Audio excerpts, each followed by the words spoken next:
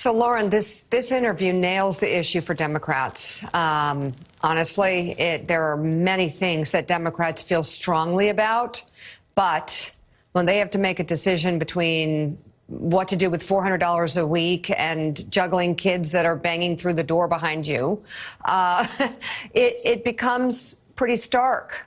They start voting on the basics. How does that impact the midterms, do you think? And I think there's a threat to Democrats here.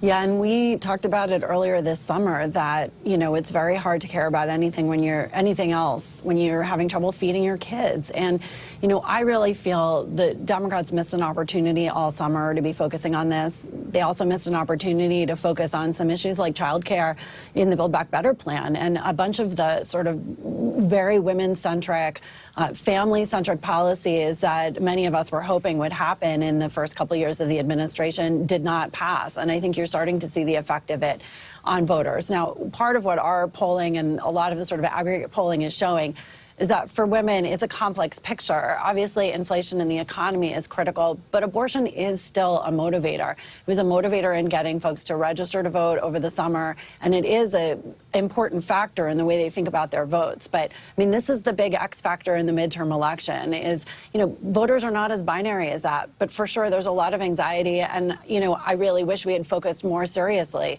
on some of these bread and butter issues for families. So what are we, 11 days out? What can Democrats do to sort of make up for lost ground on those specific issues?